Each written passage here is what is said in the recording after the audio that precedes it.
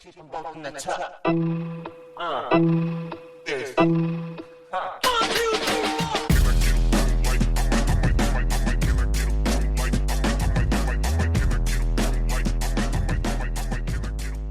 We are back. We're going back to the NBA. We're going to talk about the Seattle Supersonics of 2007-2008, noted mostly for the fact that this was the last year that the Supersonics were in existence. They moved to Oklahoma City before this. Aside from the move, which is obviously a memorable event, the team itself was not very good. So we thought they were a great candidate for another version of this podcast. So here we go. We'll jump in, but we'll start with a little, what are you guys up to? Pat, how's your evening going? What's new out in Hawaii? Yeah, I mean, it's not even 2 p.m. yet, so I wouldn't call it the evening, maybe the afternoon.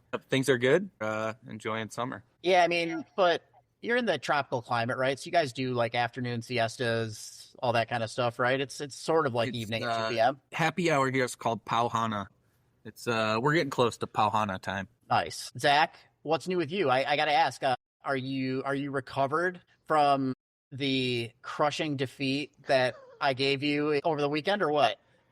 It was all your partner winning and my partner losing. I'll just say that. But no, I'm having my own Pauhana here. It was 97 degrees in Old TC today, a bit of a balmy day for Northern Michigan. But other than that, no, I have licked my wounds, Kenny. It was a whooping, and I'll fully accept that. For the listeners, Zach and I had a classic Traverse City Beach Day on Saturday, along with some of our other friends, and I was on the victorious cornhole teams. Are we going with bags, cornhole? What do we call this? Has anybody ever definitively?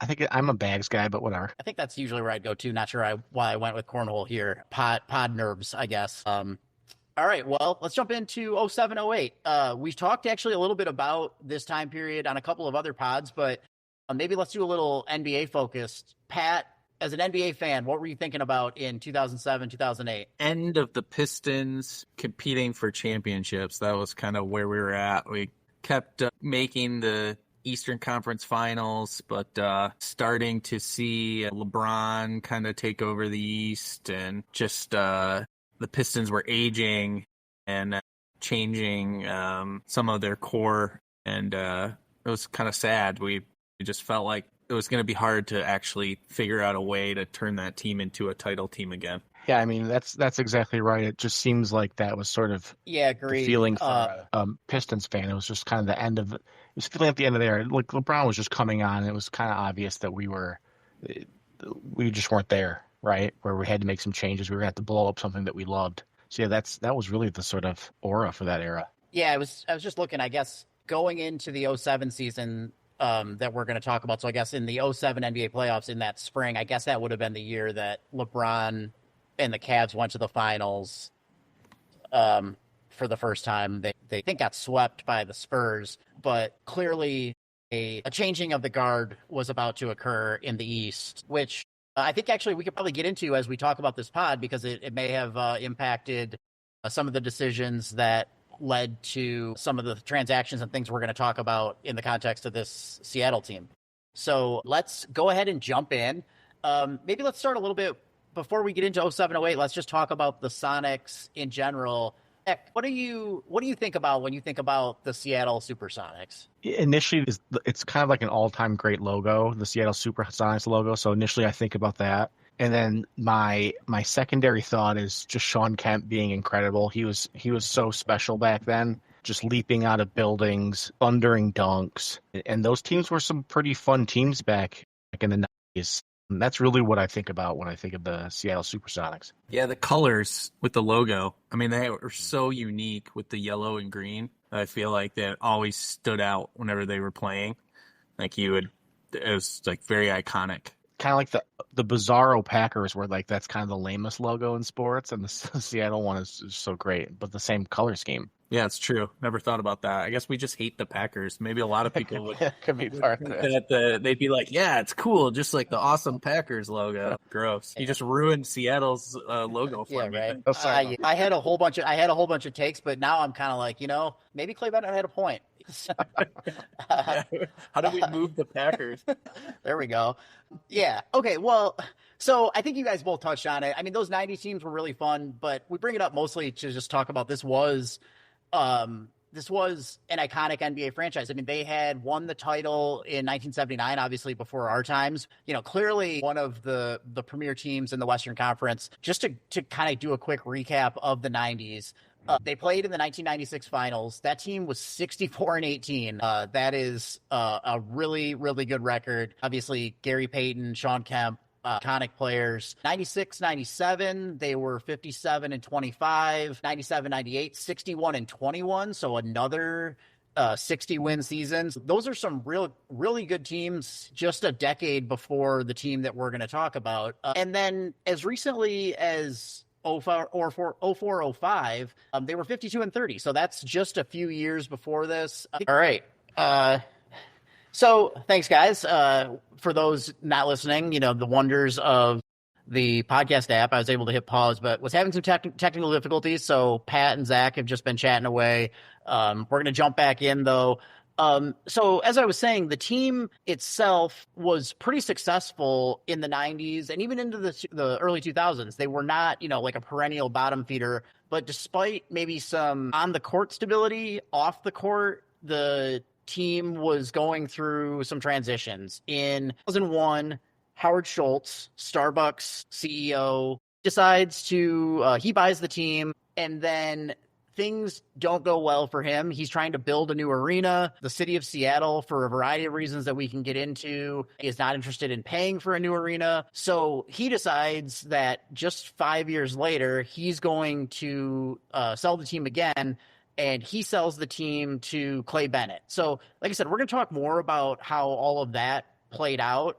But I just do that to sort of set the stage that going into the 2007 season, the team organizationally is in some upheaval. So the year before, they're not very good, but they do have some pretty good players. Ray Allen, who is pretty memorable for NBA fans. Rashard Lewis, longtime NBA player. Both those guys are on the 2006-2007 team, but importantly, they are not there at the start of the season in 2007-2008. So, Pat, you want to talk about going into that 2007 offseason? Big story is the NBA draft because it is considered a generational draft. What do you remember about the 07 draft and, you know, where Seattle sort of fit into that picture? Yeah, so the 07 draft was pretty loaded at the top. The top five in that draft went Greg Oden, Kevin Durant, Al Horford, Mike Conley, Jeff Green. And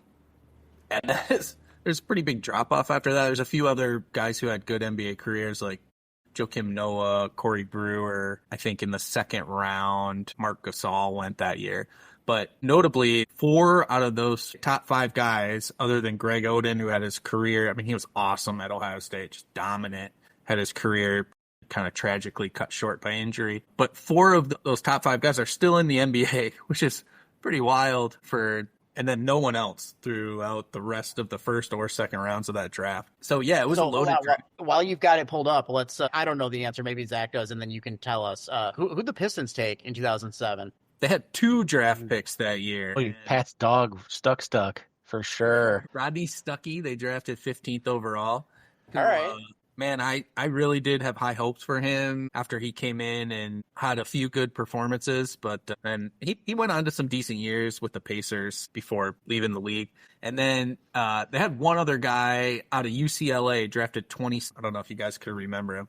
Was that Aflalo? Yeah, A2. Oh, A2. Interesting. Actually, you know, man, compared to the years to come in the Pistons draft, that's actually a pretty solid draft. Both those guys spent some time as NBA rotation players. Yeah. Aflalo had 762 NBA games. That's a pretty good career. That's real nice. 10-year career. As always, we got a little sidetracked there talking about the Pistons as we are wont to do, but yeah, we're kind of setting the stage because, you know, you mentioned Kevin Durant and Jeff Green. Those guys ended up being Sonics teammates in the year we're going to talk about because Sam Presti, who is in his first year as general manager, trades Ray Allen to the Celtics, He also, and in that trade, he gets a plethora of NBA players back. He also gets the pick that becomes Jeff Green. Obviously, the Sonics, I guess, get lucky by winning the NBA lottery to get the second pick instead of the first pick, because they end up getting to draft Kevin Durant.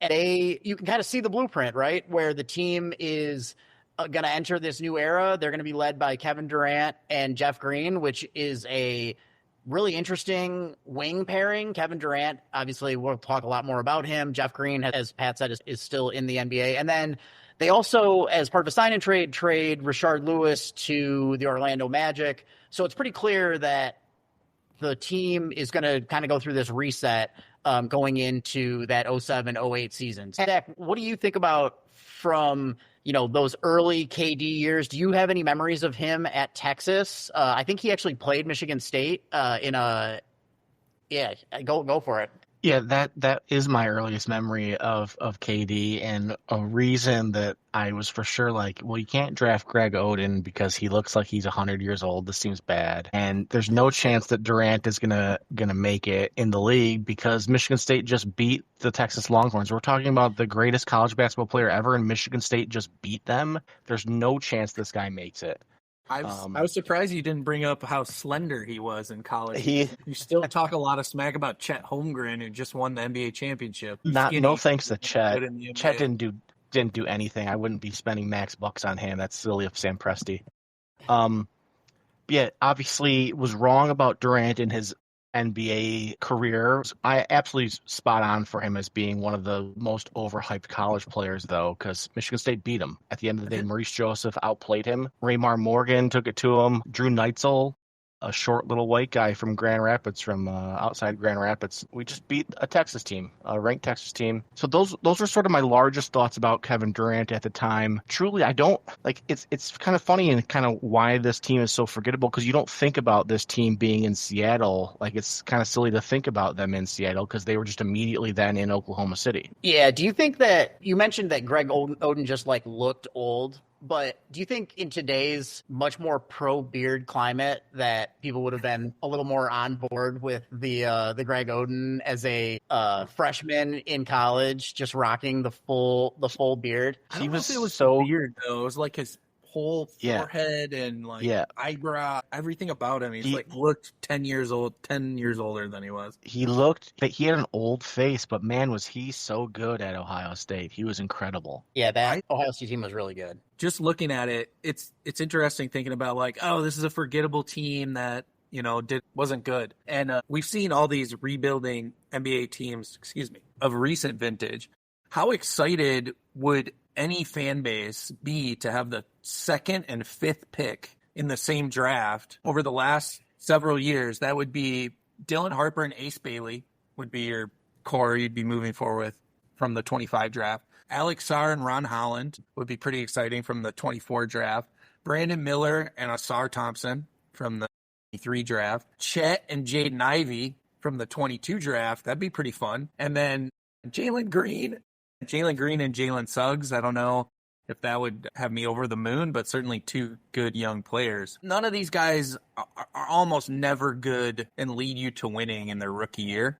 But Durant did come right into the league and was good. I mean, he was on a rebuilding team where he's going to get a ton of shots up. But like rookie of the year and clearly the best player in the draft immediately. Yeah, Durant comes in and immediately averages 20 points a game. Part of that, they also got Wally Szczerbiak. That is part of the trade with Boston, who was he was no slouch by any means. You're suddenly getting this influx of like some really great draft talent, and also at least a good veteran player. That looks like a basketball team, right? When you have stuff like that, that's a lot of stuff to be excited about. Wally can lead these guys, show them how the game is played, etc. Yeah, that would be kind of the most exciting thing in the world. Yeah, looking at the roster, I mean, it's just a reminder of how hard it is to win when your best players are rookies, right? Because if you look at the roster, there are some NBA pros in there. I mean, some of them are a little bit probably past their prime. Zach just mentioned Wally Szczerbiak. He's 30 at this point. But some of the other guys, Kurt Thomas had a really long NBA career. He was all 35. Delonte West, who I think Pat wanted to talk a little bit more about later, is on this team. He went on to have a lengthy NBA career, was a role player on some pretty good teams.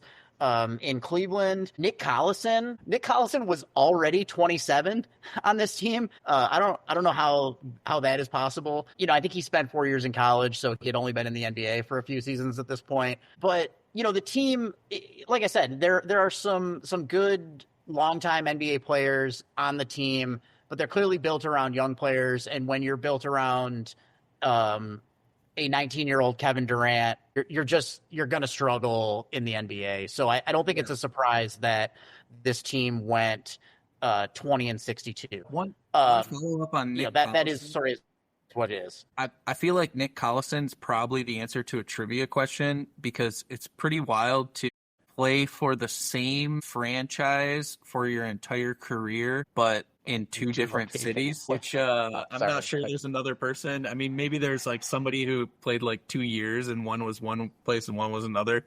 But to have, like a whatever he had, 14-year NBA career and have it be with the same franchise the whole time in two different cities is kind of wild. Yeah, that is crazy. Wally Szczerbiak, you mentioned, honestly, I didn't remember him ever being in Seattle, or like, I think maybe he finished in Cleveland or something, but always in my mind, Minnesota Timberwolf. I don't think of him as anything else, as all those years with KG in Minnesota. It's like Wally putting up points on the wing. Collison was like the mainstay, like we just talked about. Seemed like in Oklahoma City, they loved him as like a leader and just a locker room guy. He's kind of like the Udonis Haslem of the Sonics, then the Thunder. And then, we were going to talk a little bit about Delonte West, just like a tragic story of a former NBA player who kind of crashed out of the league. I mean, he had a decent career, but then once he left the NBA, really went off the rails. You can find videos of him like panhandling. I think he's in like Fresno, California, clearly on, I think it's meth, and like asking people for money. There's been like a lot of like Mark Cuban and like his former teammates and coaches, and a lot of people have tried to like do interventions with him, and to no avail, I think. So there's a really sad story. He was a fun player. I remember thinking he was like an underachiever. He was really quick and like herky-jerky on the court. Left-handed, good finisher, fun to watch, like creative. Yeah, I'm kind of going off the top of my head. Was he on that St. Joseph team that went undefeated until either the Final Four or maybe the championship game with Jameer Nelson, right? That was a fun college backcourt. Both of those guys had, successful NBA careers too. So yeah, that was probably my earliest Delonte West memory, but I agree it was a sad story. Wild to see a guy have that much NBA success and then kind of have their life go off the rails like that. So, but let's get back maybe to basketball a little bit. So I don't know if there's much else to say about this particular roster. Aside from obviously there being some interest in KD, there wasn't much memorable about them. So, which kind of brings us to the reason that we're going to talk about them, right? Is because somewhat unprecedented. Well, it's not unprecedented for a team to leave a city, right? That happens here and there. People can Google the list of teams that have happened. One of the reasons I thought it was interesting is that this nexus of the trades that Sam Presti made, both reset the Seattle franchise, but also trading Ray Allen to the Celtics takes the Celtics, who had been, sort of like a competitive team in the Eastern Conference with Paul Pierce, but had never made it out of the East. They add Ray Allen and then add Kevin Garnett. So we talked about at the outset that this trade ends up shaking up the Eastern Conference to some degree, and then Rashard Lewis, who signs with Orlando, ends up being a big piece of those teams going to the finals. And then in the meantime, Seattle sort of falls off the cliff, and then the team ends up moving. So that sort of gets to why we thought this was maybe a more interesting team to talk about. Like, do you guys remember following the saga of whether the Celtics, we can only wish they would leave, right? Whether the Supersonics do you remember following this saga about whether they were going to stay in Seattle, go to Oklahoma City, what was going to happen? Yeah, I remember I definitely wasn't following it at the time, but I remember being like, why would they move the team out of Seattle to Oklahoma City? That really doesn't make any sense. This is a great basketball city. Like Seattle really supports their sports teams. And just thinking, this is never going to happen. This is absolutely crazy talk that this is something that they're talking about on Sports Center and whatnot. Yeah, we were like the end of college, like I don't know, early mid 20s, and I don't think my like politics were as established as they are now, where I have an understanding of like how much just like billionaires and multimillionaires can affect our world around us. And so the idea that somebody could just choose to take this franchise for whatever reason that they use and for whatever reason they have personally and move it and like devastate the fan base. I remember not liking that idea. We had seen the Charlotte Hornets leave Charlotte, go to New Orleans, but then it was pretty within a few seasons that a new Charlotte franchise opened up, like a year or two. And so that didn't seem as much of like it didn't seem to hurt as much as this situation where like the Supersonics have never come back and basically just left. Yeah, so Yeah, and it's interesting. I'm going to jump in here, Kenny. It's interesting you mentioned New Orleans for the sort of what we're probably about to talk about is the actual move, right? Is that New Orleans, I believe it was probably Hurricane Katrina, and not being able to play basketball in New Orleans, played in Oklahoma City. And that set the stage to show that a fan base was in Oklahoma City.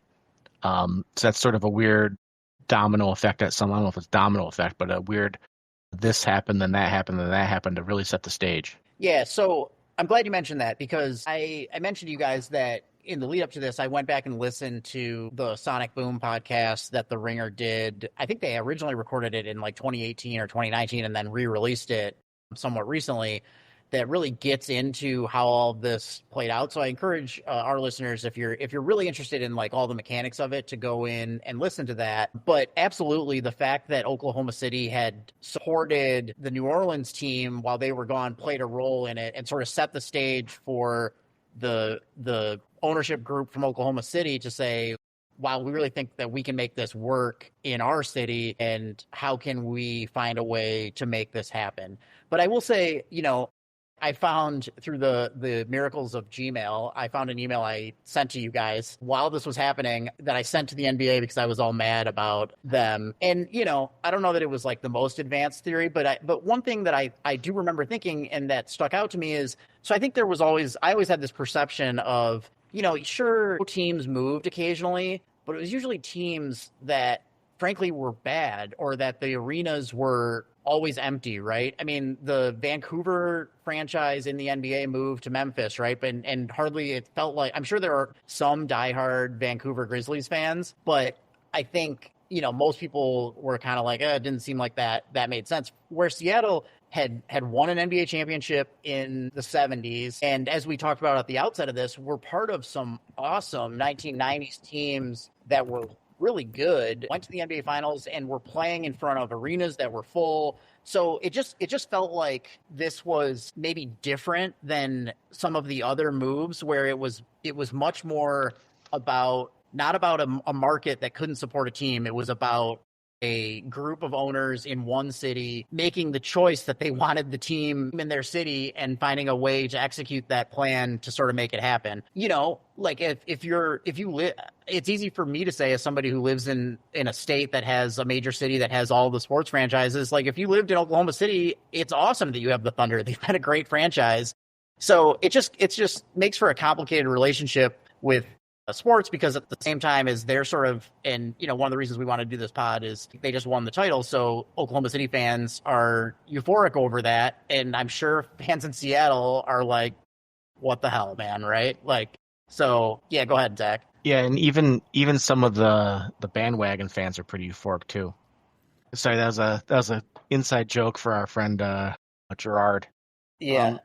Yeah, one thing that's sort of interesting about that is the arena itself in Seattle was needing renovations, and it always seems that this is the case, right? Where the owner wants the people to fund the team that plays there, right? Which is insane when you think about it, because these guys are billionaires and should just fund it themselves and then just own the whole asset and collect everything, which they do when the taxpayers fund it, which is also insane. But sort of coupled with that, so he buys Seattle for $350 million. Seems like a great deal, I'd say, especially by today's NBA price tag standards. But wants $500 million in renovations to the arena. So they're going to renovate the arena for 40% more than the actual sale price of the entire franchise. That is bananas. That is absolutely wild.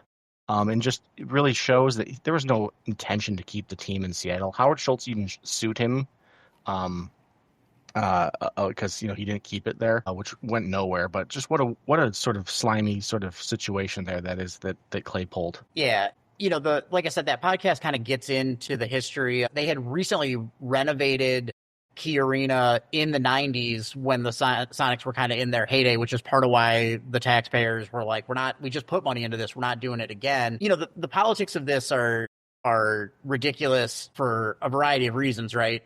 But that podcast really points out that at the time, it's before the NBA's media rights had gone like completely haywire, right? I mean, the franchises now, like you said, he sells the team for $350 million. Franchises now, I think the Celtics just went for some astronomical number. The Lakers had a valuation of like $10 billion for whatever the transaction was. So, like the owners would come in and say, well, the franchise is on paper losing money each year, but it's like the value of your asset is going up astronomically across the times.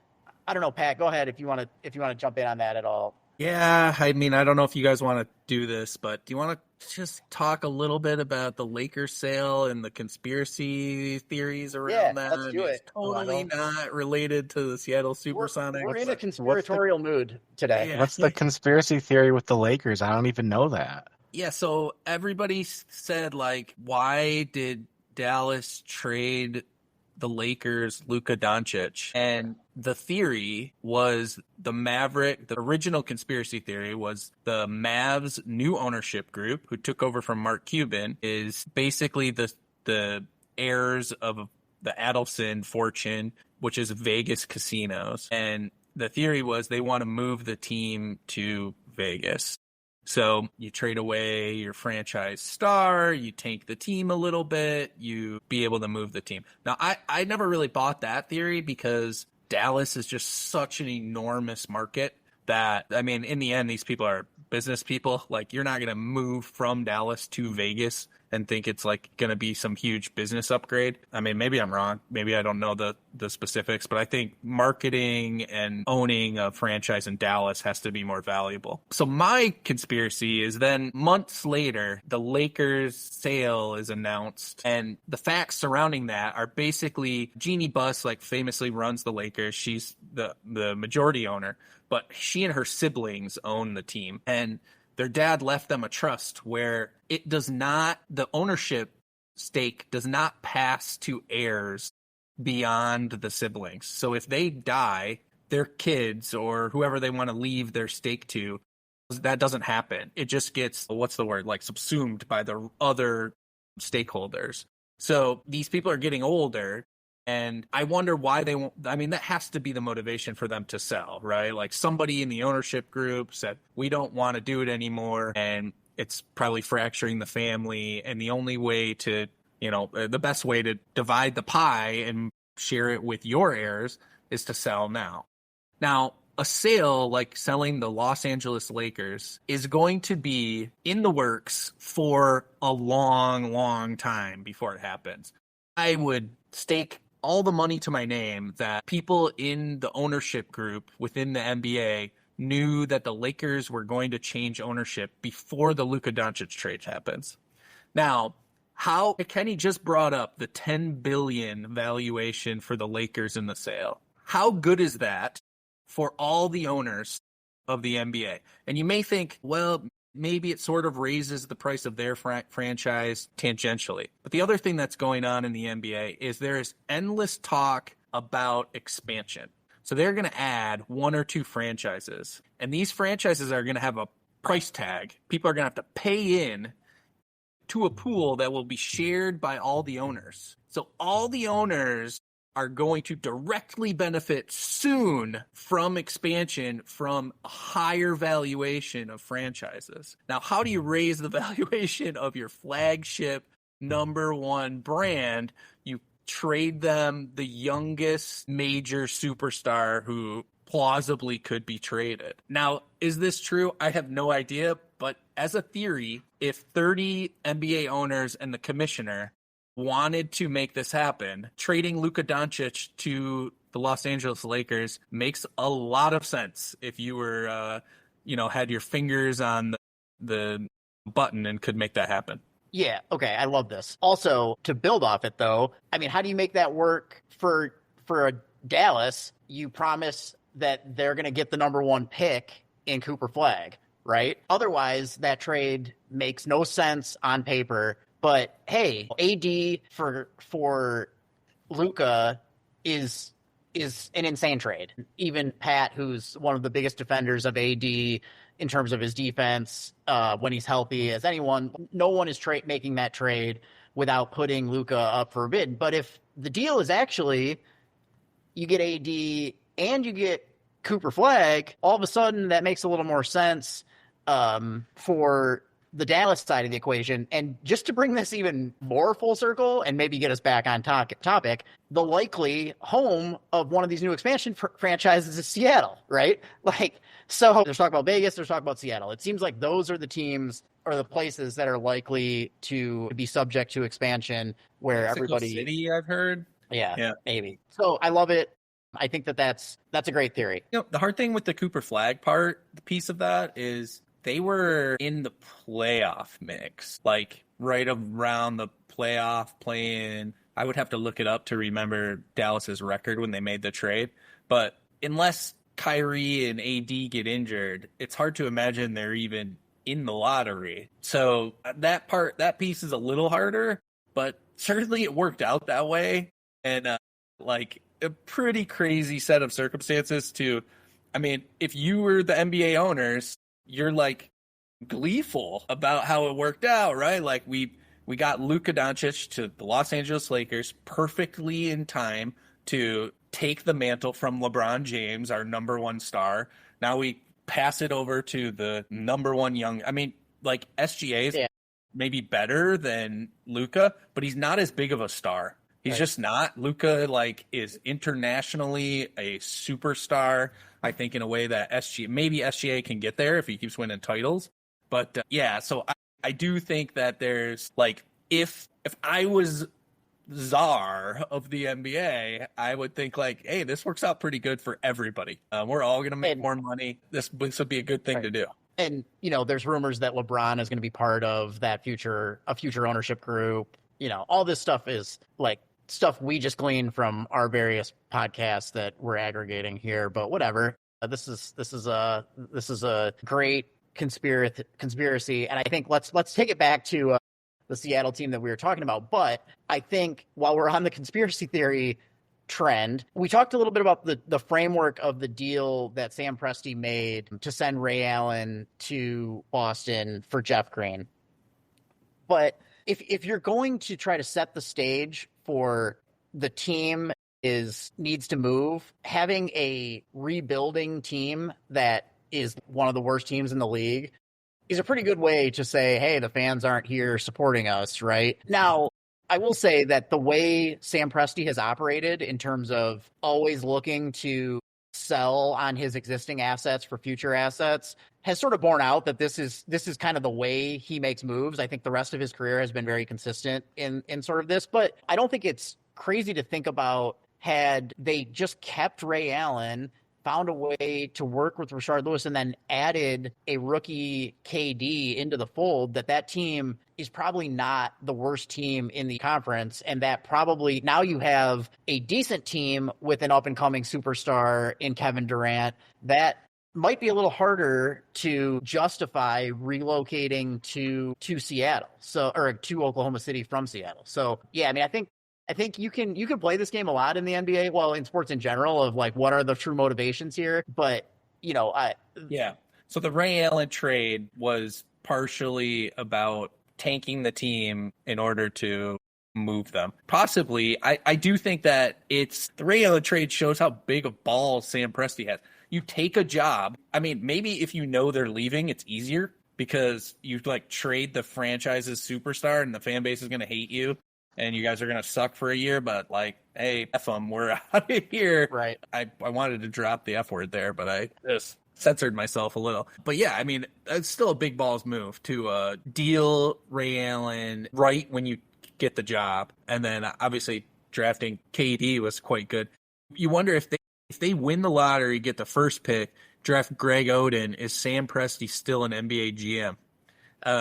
It would have taken them forever to be good in Oklahoma. Like, they had a big troubles. So it's crazy to think about the what ifs. Yeah, and I don't want to sort of port the move to Oklahoma City because I'm still opposed to it. But we should remember Ray Allen at that time a little bit. He was in his 30s. He was like fully 31 at this point. And he had a history of ankle injuries, not just, I think he had them in Milwaukee. He definitely had them in Seattle. So it wasn't like he was a spring chicken. So trading a guy and getting draft capital like Ray Allen, trading a guy like Ray Allen and getting that draft capital does make sense, right? But it does definitely set the stage to move the franchise. You're definitely not wrong. You know, the only counterpoint is 6 years later, he's still hitting the biggest shot in the NBA Finals, right? So he clearly had something left in the tank. Although, to your point, Zach, he's a supporting player on those Heat teams, right? He's no longer the Ray Allen in the way that we think of him.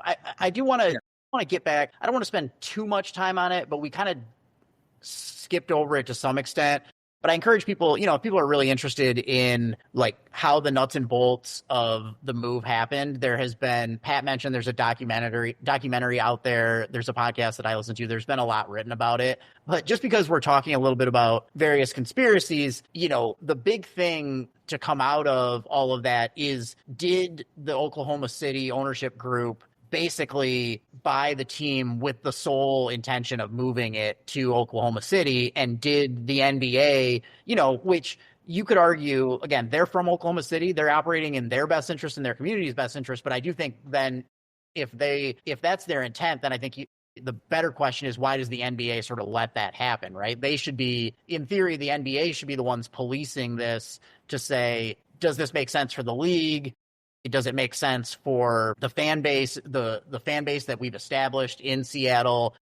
Like on paper, the Oklahoma City market from a TV perspective doesn't compare to the Seattle market. But there is some really interesting stuff in there that I mentioned to you guys that the podcast covers, that this guy from Oklahoma City, Ed Evans, approaches the Seattle group to be a buyer, and he's telling them about how much he loves the city of Seattle. He and his wife went on their first date there.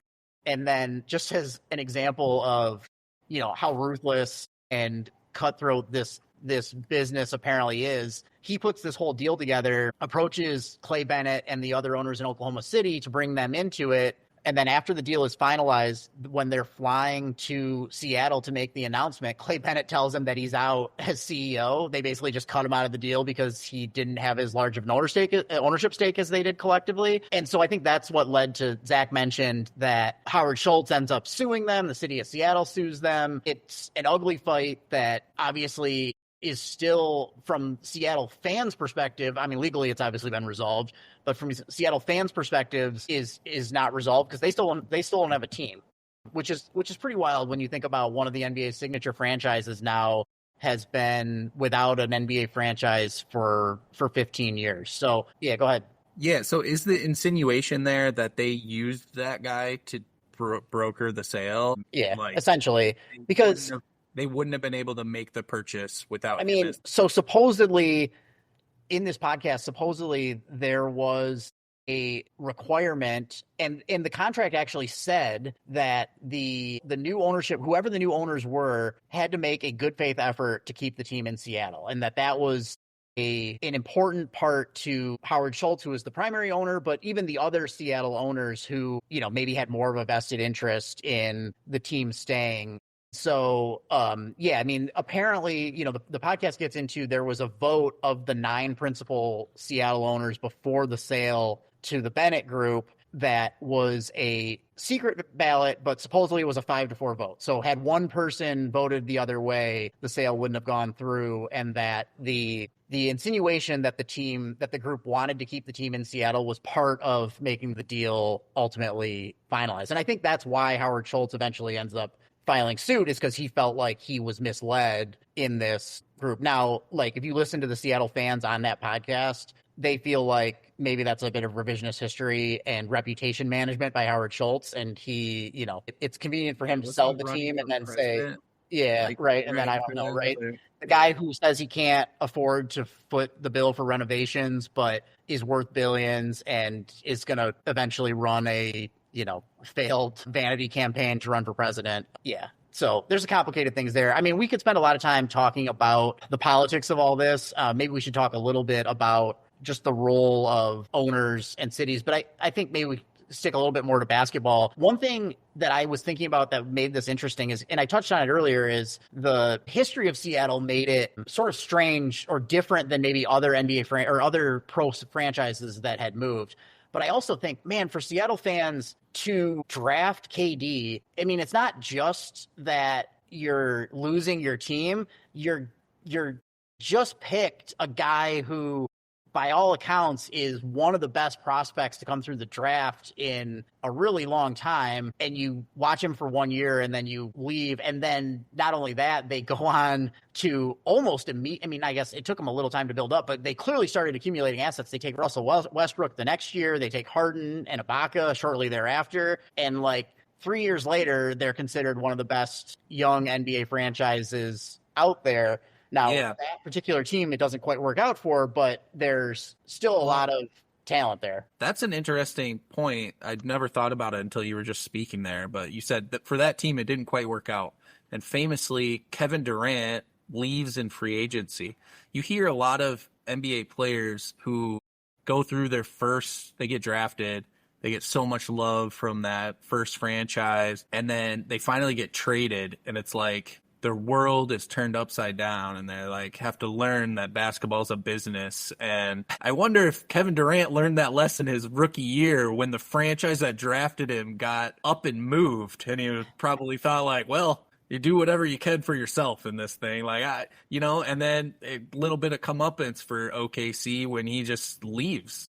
Yeah, I mean, honestly, I told you guys I had a KD thing I wanted to talk about. This is exactly it, is that like, it does, I mean, psychoanalyzing professional athletes from afar is a dangerous thing to do, but it really does make sense when not just the fact that he's left, but just the way his whole persona around leaving. And, I think I should look this up while we're chatting. I mean, I think his like longtime Twitter bio is like, I'ma do me and chill or something like that, which is like the epitome of how he has approached his various free agencies, is like, what's the best situation for him? And yeah, it's hard to blame him when you think about he comes in and he's like, well, this is clearly a business. We just up and moved after 1 year. Yeah, that's an interesting point. Yeah, I never thought about that until you guys were just chatting about it now, like you just mentioned. Yeah, that does sort of shape the way that Durant seemingly has picked and choosed his different spots. It's been, I'm here now and I'm just going to move. It's never like, had a great time in the Bay Area. Thanks a lot. I love the fans, love the franchise. It's like, yeah, I'm just going to move over to New Jersey now. He's like 19, right? When he gets drafted. Yeah. He's like he just finished freshman year of college, right? Yeah. That's pretty impactful to your so he probably gets drafted. He's probably super excited about it. Then he has to learn all about the sale, and probably was hidden from him, right? Like they're not gonna. I doubt they would tell the player right at. You're not gonna tell a rookie that kind of thing. Yeah, so he probably found out when everybody else did in November of that fall or whatever. Yeah, that's pretty crazy to think about. Just getting slammed with that as a 19-year-old, and then that shaping the way you looked at basketball for the rest of your career. It's like, I mean, like I said, Augustine. His bio, I'm me, I do me, and I chill, which is like basically Clay Bennett's approach to NBA ownership. Like, this is my team. I'm going to do what I want, and I'm going to chill in Oklahoma City, right? Yeah. I mean, I don't know, anything else we want to talk about specific to the team? I mean, like, just big picture, like, what do at these NBA franchises, or just any franchises, like, what do they owe the cities that they play in? I mean, I think we're all aligned that in modern sports, it's ridiculous for owners to be asking municipal governments to pay for their stadiums.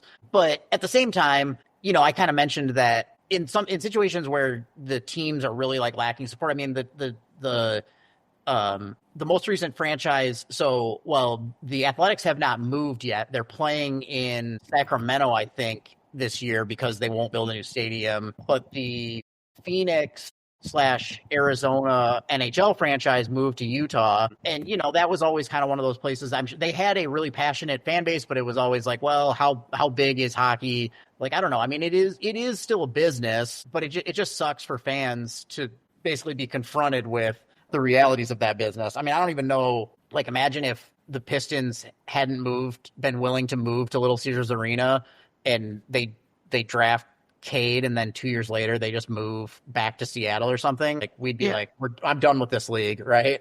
And I think that's a lot. I think that's a lot of who the owner is, though, too, right? Like, let's just say Bill Davidson was younger at the time Cade was drafted, but like, imagine, like, Bill Davidson is a Detroiter, right? He would never move the Pistons out of Detroit. That would be illogical for someone like that. Tom Gores is a Michigander. I don't know where he's from originally, but a MSU alum. But I'm pretty sure Platinum Equity is not based out of Michigan. I think it's a California-based business. So it would make sense maybe for Tom to do that because he has less sort of ties to it. And I think there's a lot of sort of older ownership that has now passed of all these franchises, maybe the founding owners and the newer owners, whether that's an equity group or just like an oilman, whatever it might be. They don't really care. Why would they care?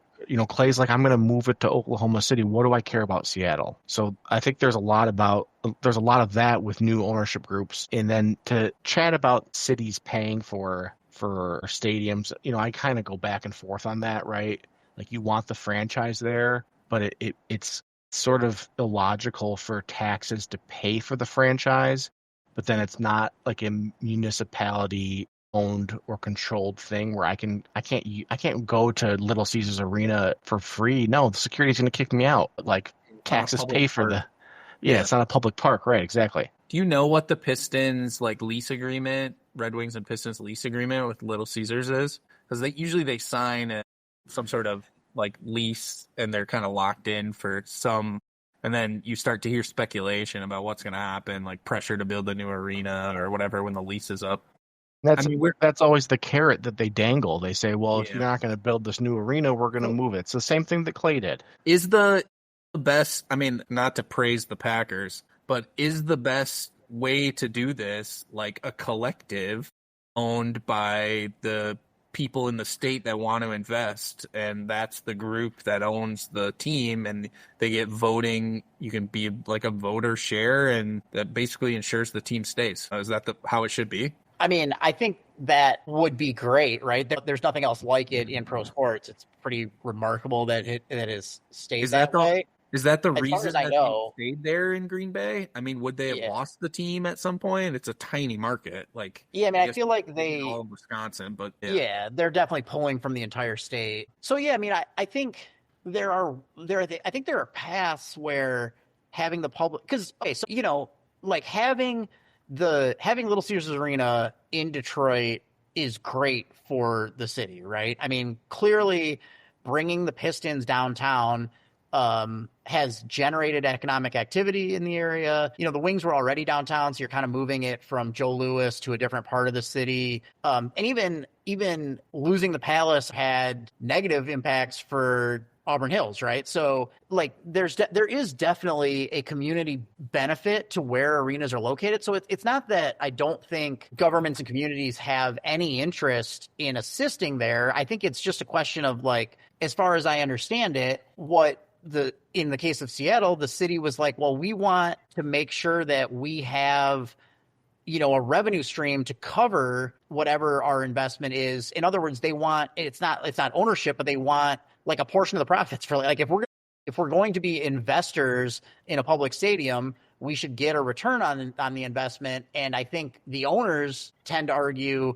that the community's return is in the economic activity generated, not in the actual revenue generated by the facility. I just fundamentally, especially when you consider what the values of NBA franchises have done and other sports franchises have done, like, it just seems greedy to me, to be honest, to just put it bluntly. Like, I don't know what else, when you think about the Oakland Athletics, like Major League Baseball, the A's notoriously have a low payroll, but other players in the NBA are getting $500 million contracts, right? They're getting 50, 60, 70 million dollars per year just on player salary. And so, the leagues as a whole can cover these costs. And that's where I think, frankly, why doesn't the NBA pool its revenue to pay for new stadiums in its key markets, right?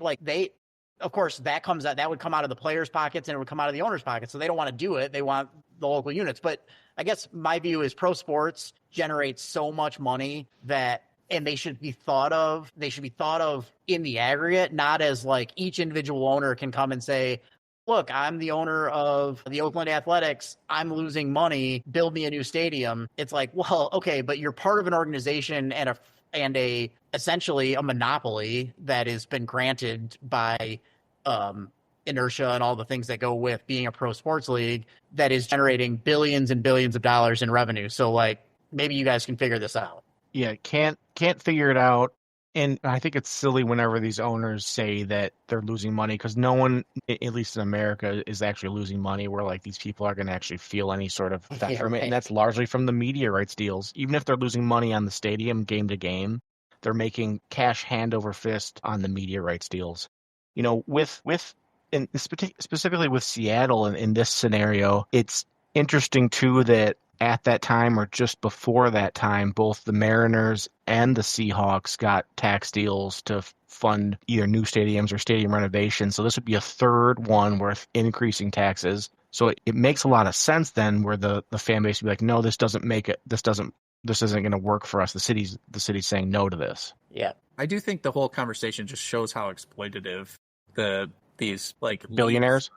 Yeah, well, yeah, the billionaire owners, but the leagues and leagues even too, yeah. The players making so much money, you start to think about. So my story for this is looking at the purses at the PGA Tour events and how much those guys take away. I was a marshal at the Sony Open in Honolulu, and the purse is it's way up there. It might be over $1 million for the winner now. It's definitely many hundreds of thousands, right? And the marshals, there's hundreds of them that are needed, right? To maintain fan control, keep fans away from the players. They're all volunteers, unpaid, that work basically from the start of the day till the end of the day. So this is the PGA's tour model every place they go, every tournament they run, to just get people who like golf to come out and work for them for free. Thousands and thousands and thousands of unpaid labor, and then they can pay the winner of the golf tournament hundreds of thousands of dollars. And it's that's kind of fascinating. To think about the ways that they leverage their power and our fandom in order to just enrich themselves. Yeah, they're leveraging love. You marshaled that because you love golf and wanted to watch golf. Yeah. They ask for tax breaks because we love the sports team and don't want to see them leave. So it's all right, I'll pay an extra penny, whatever. Just FYI, it was $1.5 million for the winner of the Sony Open. Yeah. And, at least you probably you were probably standing in the fairway on some random hole, so you got to watch each golfer maybe hit a shot and then walk by. Yeah, I mean it's not hard work, but it's still labor. I'm forced to be there. I mean, I guess I could just leave, but there's kind of social pressure of they're expecting you to do that job for the day, and you committed to being there, to showing up, and to doing it. So you can't be just crushing rusties on the course, which is what you want to be doing while you're watching a golf tournament. there's like, yeah, there's a level of decorum that you have to have, certainly. Like and I guess it just gets enforced with the like social pressure of the other people doing it. I was even a marshal for the day of the pro-am, which was pretty cool. It was pretty fun. I got to see like Mark Wahlberg, and because it's the Sony Open, so there's a bunch of like movie star guys and Sony execs and all that stuff. Like, I had fun doing it, and I understand why people do it. But at the same time, it's still a way, like you said, to just exploit us for unpaid labor in order to, enrich their players more and allow them to compete with Live or whatever, and pay people more and get into a bidding war and all that fun stuff. So yeah, the NBA, sometimes I think about like players get 50.1% of the revenue share. So you think I'd rather the players get the money than the owners, but when people complain about the huge contracts, it's like, yeah, how are they making this much money? How is revenue this enormous? Like, maybe don't charge me so much for one beer at the game, or for a ticket to the game, or for cable to be able to, and now it's on 7 different streaming services and like all these different things. So there's just always nickel and diming. And like Zach said, we're fans, and like I'm committed, so like they could probably charge me a lot more before I would like give up my league pass and not watch my Pistons game. I am in, like, they have me. I don't. Yeah, this we could I don't know, maybe we could figure out some way to have a conversation about the psychological aspect of all of this. I mean, Zach and I have talked, we're going to be back to talking about Michigan State for a second, but like mostly in a negative context. Like, we'll lose a heartbreaking game and it's just like, why do I care about this so much? Like, why do I let these people I don't know impact my mood? And I think I've gotten a little better about that being temporary versus Zach shaking his head, not temporary for him, where it's like, okay, I'm annoyed for an hour or two. When Michigan State lost to Middle Tennessee in the NCAA tournament, I took my dog for like a 2-hour walk. I was just so frustrated. I was just like put on some like Revolution or some like happy music and just walked around my neighborhood for 2 hours. Like, gosh, we just blew our best chance at getting to another Final Four. It's all rather illogical, but it's still fun. And to your point, they all know, the owners and the leagues know how much we care about it. And they're just like, it's a means for making money, right? And, we talked about it at the outset. The Seattle, Howard Schultz sold them for $350 million.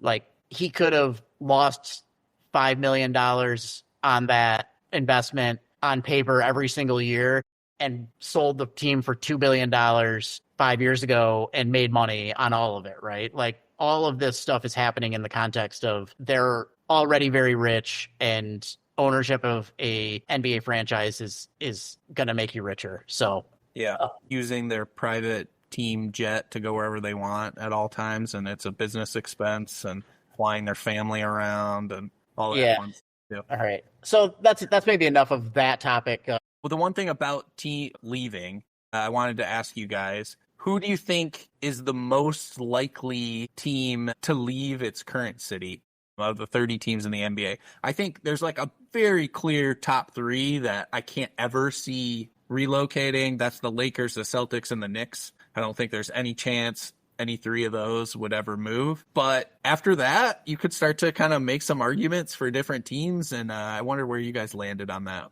Yeah, I've heard the Memphis fans are passionate, but it's a franchise that started somewhere else. So how deep is it, right? And it's a smaller market. New Orleans would be another one. From what I've heard, it's kind of like Las Vegas, where there's other things to do in New Orleans. So like the fan bases aren't that great outside of the Saints. The Saints would never leave New Orleans. That would not never happen, in my opinion. Portland being another small market team would make sense. Those would probably be my top 3. But again, it's Portland and the Trailblazers go hand in hand. That would be really wild if they moved. It would just be really something else, in spite of them being a smaller team. Mentioned pre-pod that maybe the Clippers are one of those teams that moves. They did just build a new stadium. Maybe the Lakers start renting it out, and the Lakers move into the new stadium, and the Clippers move somewhere else. Maybe they move to San Diego. I don't know, another beautiful California city. That could be that. I could see that happening. That's where they were originally before Right, yeah. Donald Sterling bought them and moved them up to L.A. Yeah, I mean, Ballmer, I doubt is leaving L.A. after he bought the Forum and spent Right. $2 billion to build a stadium or whatever. Not Yeah. not taxpayer No. money. Right. Yeah, somewhat, right? I mean, Right. yeah. I think there's some like transportation subsidies and other neighborhood investments, but I think the costs of the actual arena he covered, right? Yeah. So, I mean, LA's already footing the bill for the Olympics to come, so not like they aren't spending money on sports. We're about to get back onto that topic again. I agree. I think New Orleans is the number one. I would say. I'm gonna say Brooklyn. Like, why? They have the Knicks. The Knicks are the marquee franchise. Like, obviously, the New York City can support probably two teams, but like for what purpose? I don't really know what they're doing. Toronto, Toronto, the city of Toronto is awesome. It seems like their fan base is pretty popular, or the team is pretty popular with the teams, but you know, there's always some complications around having the team in Canada. You remember during COVID, they had to play in Florida because now, you know, God willing, we don't end up in that circumstance again anytime soon. But I don't know. What do you think? What were your answers, Pat? Yeah, well, it's hard to envision any of them leaving. Right. When you go through the list right now, like the Hornets left and now are back as they were the Bobcats. Now they're the Hornets again. They haven't really ever had any success, especially not of recent. So, like, the Wizards are perpetually awful, but I can't imagine not having a team in DC. Like, there would be, that seems crazy. I think Memphis is a good one. Sacramento, like, if they had a new ownership group, like, there's perpetually terribly run. Sacramento isn't like, it's in California, but it's kind of, you know, I know it's the capital, but it's definitely behind the other, like, you could have another Bay Area team that could be supported very easily and have, you know, a bigger fan base than Sacramento, I think. I couldn't see, like, I think the Jazz are pretty set. I don't think they are going anywhere. Which, by the way, the fact that they kept the name the Jazz after leaving New Orleans is bananas. Right. I don't think any of the Texas teams will move because they're just too big of markets. So it is really hard to find. I think the Grizzlies was a good call out. You know, I don't like the Rockets, the Nuggets, the Warriors. All those teams are staying put. There's always the talk too about, though, like demographic change over time. And as a city, you know, like we're Detroit sports fans. We have all four major sports. And I think the city of Detroit is rebounding in population finally. But for a while there, I mean, if anybody was going to be on this list, it was probably our beloved Pistons. As you watch the like population of the city just go down and down, and then market go down with it. Yeah, I mean, the metro area in Detroit's so huge, though. It's you know, the city might not be as big as it once was, but the metro area is so massive. And they get support. I mean, we all grew up in Traverse City, and we all support the Pistons, so they get support throughout the state. Kind of like Milwaukee. I mean, I thought about Milwaukee for this. You can't imagine. Yeah, but I think it's kind of like Green Bay. Like the state of Wisconsin really supports their teams, so it'd be hard for me to see the Bucks leaving Milwaukee. It's interesting. The Sacramento was you know, going to move to Seattle a good decade or so ago, and Clay was one of the owners that voted against that move. So that's just sort of a funny tie-in for Seattle and, you know, a potential new news franchise there. Yeah, good topic. I hope Seattle gets an expansion team, and I hope they bring back the Supersonics name and logo and color scheme, and just like they never left, come back into the NBA. I think that would be cool. If you told me where do you want to add a team, that would be my top choice. I agree. I can't think of anything more than that. Like Vegas, I'm not super excited about it. It's just like the Vegas NFL franchise. Like, you're going there because you're partying. You're not a Vegas Raider. I mean, No. I have, to be fair, I have said it would be fun for us all to meet in Vegas and go to a Lions at Right, exactly. Vegas. We're gonna you're there Yeah. you're there because you're vacationing in Las Vegas. But it'd be fun for us to do that at a game in New Orleans too, right? Or a bunch of other cities. One thing this conversation reminded me that I wanted to talk about is there was one interesting insinuation in that podcast series. So before they sold the team, David Stern and Howard Schultz went to testify to ask the city and the state to put some money up, and apparently the rumor is that they just eviscerated David Stern. He was not prepared, and he was a notoriously vindictive guy. And so what reminded me of this conversation is that, so when the Browns left, when Art Modell took the Browns to Baltimore, obviously it was controversial, but the NFL at least had the good sense to say, okay, you can move the team, but the Browns franchise and all of its history is staying with Cleveland, which is why they became the Baltimore Ravens. And then they were promised essentially the next expansion team would become the Browns. So as far as I know, there's no such protection for the Supersonics. And the idea is that David Stern was so mad about the way he was treated that he basically helped facilitate them moving. And there was this hilarious insinuation that they basically planted an email, because all these documents came out, and there was an email from Clay Bennett to David Stern that was "Dear David, it was such a pleasure to talk with you, and I want you to know that I've always been fully upfront with you regarding all of my dealings with my intention to keep the team in Seattle." And it just, the way they read it on the podcast was great. It was just the epitome of, "Dear sir, there are no crimes happening here. Yeah. Please don't listen to this, FBI," right? I was about to make a reference to an Always Sunny song, but I feel like I don't want to go down that road on this particular podcast. So we'll just leave it at that, about how to not be suspicious, right? So yeah, there was a lot to this whole story. Sad for the fans of the Supersonics. Anything else we need to talk about, guys? This went a little longer because of my technical difficulties, but what else we want to hit? Go ahead, Zach. No, that's it. I gotta, when we're ready to close, I'm ready to close. Take us out. Always be closing, Zach. Always ABC. For any time you think I'm me, I do me, and I chill, there's always the dark ocean. All right, that was good. Yeah, there are. Mid podcast. I love it. KD, you're welcome to come on anytime. Anytime you want to come on, KD, we can talk about this transformational stage for you. Yeah. All right, guys. Pleasure as always. Yeah, thanks, guys. Yeah, we'll talk to you all again soon. See ya.